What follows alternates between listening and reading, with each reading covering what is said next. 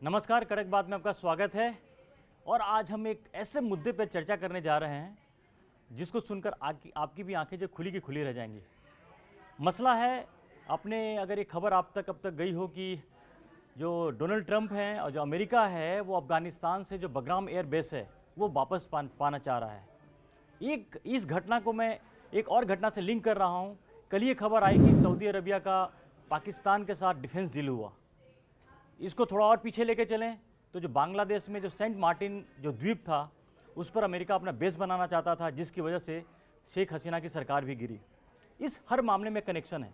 इन चीज़ों को अगर आप जोड़ें, इस तार को जोड़े जाएं कि हर के पीछे अमेरिका है। अमेरिका दरअसल भारत चीन पर दबाव बनाने के लिए, उन पर नज़र रखने के लिए, या यूँ कहें कि उसके सिर पर बैठने के लिए एशिया में अपनी दखल बढ़ाने की कोशिश कर रहा है। थोड़ी एक और बात आपको याद दिला दूं, इमरान खान जब प्रधानमंत्री हुआ करते थे पाकिस्तान के, तब उन पर दबाव डाला गया था। तब ये बात कही जाती है कि इमरान खान से मांगा, उन्होंने एयरबेस के लिए जगह मांगी तो इमरान खान ने मना किया और उसकी कीमत उन्हें सरकार गंवा कर चुकानी पड़ी और आज जेल में बंद हैं। तो अगर वो जेल में बंद है तो ये मत समझिए कि सिर्फ वहाँ की जो मिलिट्री सरकार है या उसका ही सिर्फ दखल है, इसमें अमेरिका का बहुत बड़ा हाथ है। और जो अभी फील्ड मार्शल और जो पाकिस्तान सेना के जो चीफ हैं, अगर आसिम मुनीर बार बार अगर वाशिंगटन का चक्कर मार रहे हैं तो इसके पीछे भी इनमें ये जो जितनी बातें मैंने बताई हैं सबका एक लिंक है। लिंक बस इतना ही है कि अमेरिका डेस्परेट हो गया है। अमेरिका लगातार कोशिश कर रहा है, उसको भारत और चीन से खतरा बहुत ज़्यादा महसूस होने लगा, खासकर भारत से। ऑपरेशन सिंदूर के बाद अमेरिका ने बहुत कोशिश की भारत पर दबाव बनाने की, दबाव बना नहीं, सारी जो उसकी कोशिश नाकाम हो गई। लेकिन अब वो एक रणनीति में बदलाव लाया है और जगह जगह पैठ बना रहा है ताकि वो भारत को चारों तरफ से घेर सके और उसके बाद जो चीन पर भी वो नज़रें रखना चाह रहा है। जैसा कि संजय जी, ये 2 दिन में 2 खबरें आई हैं, बल्कि एक ही दिन की 2 खबर है कि सऊदी अरबिया का पाकिस्तान से डील। हमने अपने कल शो में बात की कि उसके पीछे कौन, अमेरिका का क्यों हाथ हो सकता है, इसकी संभावना पर हमने डिस्कस किया। अब दूसरा, उसी दिन बात की खबर है कि बगराम एयर बेस चाहता है तालिबान से, वो चाहता है अमेरिका। क्यों? क्योंकि वहाँ भी उसको चाहता है कि जो एशिया में अपनी पैठ बढ़ाने के लिए, और वहाँ पर जो खबर आई कि चीन का जो परमाणु हथियार है वो बगराम जो एयर बेस से बहुत पास है और चीन पर नज़र रखना चाहता है। और एक तरफ ये भी इसमें देखिए, अब ये तमाम जो चीज़ें कड़ियाँ जोड़ने वाली बात आती है कि जब ऑपरेशन सिंदूर के बाद इस दौरान भारत ने जब पाकिस्तान पे हमला किया, जब ब्रह्मोस को उन्होंने मारा, जो वहाँ पाकिस्तान में, तो कहा जाता है कि वहाँ पर न्यूक्लियर जो वॉरहेड्स थे और वो न्यूक्लियर वॉरहेड्स अमेरिका के थे। तो ये तमाम जो चीज़ें हम बात कर रहे हैं, इसको अगर हम इसको कहते हैं ना ताना बाना, इसको ज़रा बुनने की कोशिश करें तो अमेरिका का खेल हर जगह, एक प्लेयर जो कॉमन इन हर फैक्टर में अमेरिका है। बिल्कुल बिल्कुल। अभी नेपाल में भी जो हुआ वहाँ भी अमेरिका बिल्कुल बिल्कुल। देखिए, ये बात मुझको लगता है कि ये पूरी की पूरी प्लानिंग बाइडेन के समय ही शुरू होने लगी थी कि किस तरह से एशिया में चीन और भारत को काबू में रखने के लिए हम कैसे और क्या करें। अब समस्या ये थी कि अफगानिस्तान में अमेरिका ने अपनी समझी में नासमझी में 2021 में अफगानिस्तान का बगराम एयरबेस उसने छोड़ दिया, जो बहुत बड़ा एयरबेस इनका था, और उसको उन्होंने 72 किलोमीटर तक फैला लिया था। उसमें उनकी जेल थी जिसमें लोगों को रख के यातना देते थे। वहाँ पर उनके ढेरों फाइटर जेट खड़े रहते थे। 5000 की संख्या तक उनके सैनिक वहाँ पर होते थे। तो कुल मिलाकर के ये पूरे मध्य एशिया का सबसे बड़ा एयरबेस अमेरिका ने वहाँ बना लिया था। क्यों छोड़ा, किस लिए छोड़ा, कैसे छोड़ा, ये एक रहस्य है जिसको हो सकता है कभी वो चीज़ सामने आए। लेकिन बाइडेन प्रशासन पे बहुत ज़्यादा प्रेशर पड़ रहा था कि हमको इसको छोड़ना है, और वो छोड़ करके निकल गए पूरी तरह से। अब 4 साल बाद ही उनको वो एयरबेस फिर से याद आ रहा है और उसको पाने के लिए वो बेचैन हो रहे हैं। दरअसल ये चीज़ें शुरुआत इससे होती है कि अफगानिस्तान के साथ पाकिस्तान अमेरिका की कुछ बातचीत शुरू हुई। अफगानिस्तान को इस समय मदद की ज़रूरत है, आर्थिक सहायताओं की ज़रूरत है, और दूसरे अमेरिका से वो ये भी चाहता है कि अमेरिका तालिबान शासन को मान्यता दे। जब ये बातचीत हो रही थी तो ट्रंप को लगा यही सही मौका है जब हम भी इसके बदले सौदेबाजी करें, क्योंकि ट्रंप सौदेबाजी में काफ़ी माहिर हैं। तो उन्होंने इस सौदेबाजी के चलते अफगानिस्तान के सामने शर्त रखी कि बगराम एयरबेस हमें वापस कर दिया जाए। हम यहाँ से जो निकले हैं वो हमारी बहुत बड़ी गलती थी, हमको यहाँ से निकलना ही नहीं चाहिए था। लेकिन अफगानिस्तान ने साफ मना कर दिया है। आमतौर पे देखिए, डिप्लोमेटिक चीज़ों में ये होता ही है कि अफगानिस्तान भी सौदेबाजी की कोशिश कर रहा है, उसने अभी मना किया है। हो सकता है कि कल को अमेरिका उसको कोई बहुत अच्छा प्रस्ताव दे तो वो मान जाए। फिलहाल उसने मना कर दिया, लेकिन मैं इसको सौदेबाजी की तरह से देख रहा हूँ। और सौदेबाजी क्यों ना, उसको चाइना भी उस पर डोर डाल रहा है। बिल्कुल। और चाइना, देखिए, अगर अमेरिका वहां जाकर के बैठेगा तो चाइना पे सीधी सीधी उसकी नजर होगी, वहां पे कंट्रोल करेगा। पाकिस्तान उसकी सरहद में होगा और पाकिस्तान के जरिए वो भारत पर भी कंट्रोल करेगा। तो बेसिकली एशिया में इसमें दो बड़ी ताकतें हैं, दो बड़ी सैन्य ताकतें हैं, चीन और भारत। और चीन और भारत को कैसे काबू में करे अमेरिका, इसके लिए वो बेचैन हो रहा है। तो इसमें संजय जी आपकी बातों में ऐड कर दूं, अगर आपको याद होगा प्रधानमंत्री नरेंद्र मोदी ने एक बार नहीं कई बार इस बात को बोला कि जो आने वाला सदी है वो एशिया के नाम पे होगा। एशिया का मतलब क्या, एशिया की दो महाशक्ति भारत और चीन, दोनों का प्रभुत्व इतना ज़्यादा होता जा रहा है जिससे अमेरिका हमेशा परेशान रहा है, चीन से पहले से परेशान था। और जब ऑपरेशन सिंधु में भारत की ताकत देखी तो डोनाल्ड ट्रंप को ये एहसास हुआ कि जिस भारत को जितना वो कम समझ रहे थे वो भारत कहीं ज़्यादा है और चीन से भी ज़्यादा खतरनाक है। इसके बाद अब पिछले कुछ महीनों के हमें बार बार बताने की ज़रूरत नहीं है कि पिछले कुछ महीनों में डोनाल्ड ट्रंप ने भारत के साथ कैसा व्यवहार किया। हालांकि प्रधानमंत्री मोदी के बर्थडे के दिन विश करके उन्होंने फिर से कोशिश की है रिलेशन को घुमाने की, लेकिन ये तो एक बात होगी, एक फेस हो गया। दूसरा फेस है कि इसके कुछ दिन पहले नेपाल में जब वहाँ पर जो तमाम दिक्कतें आई हैं, वहाँ पर उन ताकतों ने वहाँ पर आप हिंसा फैलाई या फिर वहाँ प्रदर्शन किया, वो अमेरिका के पोषित हैं, जो अमेरिका के उसके पीछे खड़ा था।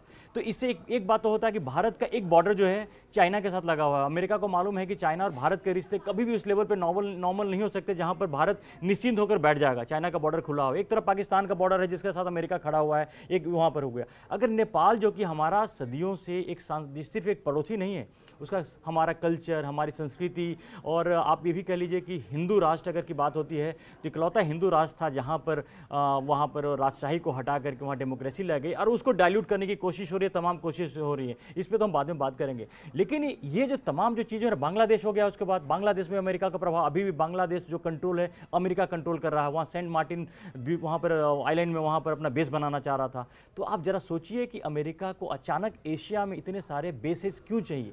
जाहिर तौर पर उसको मालूम है कि आने वाले टाइम में, देखिए, वर्ल्ड वॉर भी संजय जी हो ना हो, अलग अलग शक्लें में हो सकती हैं, लेकिन अमेरिका को मालूम है कि उसको अपना प्रभुत्व अगर बना के रखना है पूरी दुनिया में तो उसको अपने प्रेजेंस एशिया में बढ़ाने पड़ेंगे। तो वो काफ़ी नहीं है कि एक जगह रहे। कतर, उधर गल्फ कंट्री में देखिए, कतर में उसका इन्फ्लुएंस है, उधर उसके लगा हुआ टर्की जो है, जो कि एशिया में वहाँ जो लगा हुआ, गल्फ से लगा हुआ, वहाँ उसकी पहुँच है। एशिया में थोड़ा कमज़ोर पड़ रहा था, अफगानिस्तान छोड़ चुका था, पाकिस्तान वो छोड़ चुका था। तो अब भारत और चीन से को कंट्रोल करे तो कैसे करे, तो उसका नया तरीका ही अपनाया है कि अमेरिका चाह रहा है कि अफगानिस्तान में एयरबेस बन जाए, पाकिस्तान में तो जब चाहेगा किसी वक्त बन जाएगा, बांग्लादेश की साइड में अगर सेंट मार्टिन में अगर उसका जो प्लान है अगर वो बन जाता तो एक अलग मुद्दा हो गया। और नेपाल पे भी कंट्रोल करना चाह रहा है, और म्यांमार के बारे में पहले से मालूम है। यानी ये जो जितने नाम हमने लिए हैं ये सब भारत और चीन के आसपास के पड़ोसी देश हैं। अगर यहाँ पर अमेरिका का प्रभाव बढ़ता है, अगर अमेरिका अपनी यहाँ पर एयरबेस बनाता है, किसी तरह का बेस अगर बनाता है, तो इससे वो भारत और चीन दोनों पर नजर ही नहीं रखेगा, बल्कि यहाँ का जो शक्ति संतुलन में भी उसका इन्फ्लुएंस होगा।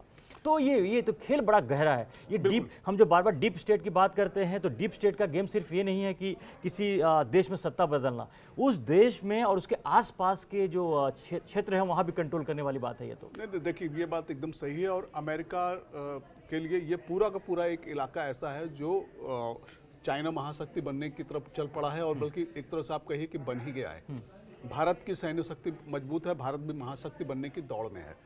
तो एशिया से दो बड़ी ताकतें हैं जो कि खड़ी हो रही हैं, और उनको कंट्रोल करने के लिए, उनको दबाव में करने के लिए अमेरिका के आसपास कोई ऐसी सैन्य शक्ति नहीं है।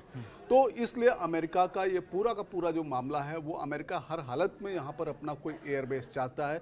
वो एयरबेस बांग्लादेश में हो सकता है, वो एयरबेस पाकिस्तान में हो सकता है, क्या पता कल नेपाल में भी, वो नेपाल में हो सकता है। नेपाल, देखिए, नेपाल में इसलिए थोड़ा सा मुश्किल है क्योंकि नेपाल एक पर्वतीय देश है, और वहाँ पर इस तरह से काफी अड़चने हैं। आप एयरबेस बनाएंगे, एयरबेस नहीं, आप सैनिक ठिकाना बना लेंगे, सैनिक ठिकाना आप बना सकते हैं, लेकिन उसमें वहाँ पर एक तरह का, देखिए, चाइना और नेपाल के रिलेशन बहुत अच्छे हैं। तो नेपाल में वो कितना कर पाएंगे देखने वाली बात है, क्योंकि फिलहाल इसीलिए तो चाइना से अच्छे रिलेशन है। वहाँ की जो सरकार थी चाइना की तरफ झुकी हुई थी, उस सरकार को उखाड़ कर फेंक दिया गया।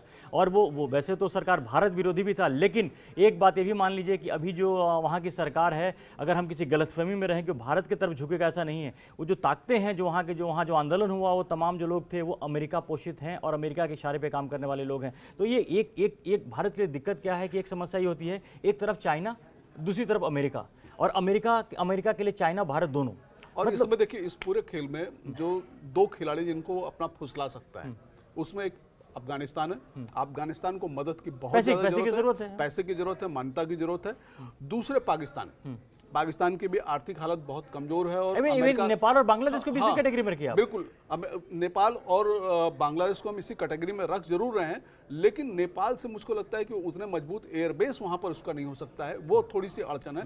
बांग्लादेश में निश्चित रूप से उनका होगा, कहाँ वो ठंडे बस्ते में चला गया, कहाँ चला गया, ठंडे बस्ते में क्या पता नहीं है। दूसरा, मध्य एशिया में वो शायद उतनी अप्रोप्रिएट जगह नहीं है जितनी कि अफगानिस्तान या पाकिस्तान में कोई जगह उनको मिल जाए, वो हो सकती है। होने को तो ये भी हो सकती है कि मालदीव में भी जाकर के वो अपना कोई बेस बना सकते हैं, इसकी कोशिश भी वो कर सकते हैं।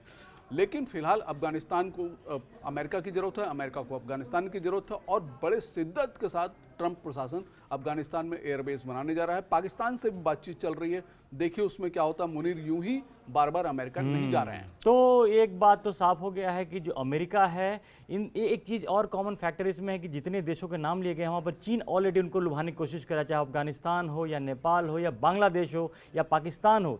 इन जगहों पे चाइना भी पैसे दे करके उनको अपनी तरफ खींचने की लगातार कई सालों से कोशिश भी कर रहा है। तो अमेरिका एक वॉर से दो शिकार करना चाह रहा है। एक तरफ चाइना को भी वो घेरना चाह रहा है, दूसरी तरफ भारत की जो बढ़ती हुई ताकत है उसको रोकना चाह रहा है। तो अमेरिका का ये जो खेल है बहुत बड़ा है, इसकी जो परतें हैं धीरे धीरे खुलेंगी। लेकिन अगर आप अगर इन जितने भी आजकल जो जिन देशों में जो प्रॉब्लम्स हुई हैं, अगर आप उनको एक जोड़ कर देखोगे तो उसमें बहुत सारी समानताएं हैं। और समानता यही है कि अमेरिका हर जगह मौजूद है और अमेरिका इसीलिए भारत और चीन दोनों के सिर पर बैठ कर रखना चाह रहा है। तो आने वाले टाइम में समझिए कि अब ये दोस्ती यारी की तो बात बड़े ही, ये लड़ाई बहुत गहरी है और ये लड़ाई कोई आमने सामने लड़ाई नहीं होनी है। इसमें जो डिप्लोमेसी की लड़ाई है, जो बाकी तमाम चीज़ों की लड़ाई, इन सब चीज़ों पर हम नज़र बना के रखिए। और डेवलपमेंट बहुत तेज़ होने वाली, इस पर काफ़ी तेज़ी से आगे बातें बढ़ेंगी। इन सब तमाम चीज़ों पर नज़र हमारी बनी रहेगी। अगर अभी तक आपने कड़क को सब्सक्राइब नहीं किया तो जल्दी से आगे सब्सक्राइब जरूर करें। और बाकी अपडेट्स के साथ आपके साथ हम फिर हाजिर होंगे। फिलहाल के लिए धन्यवाद।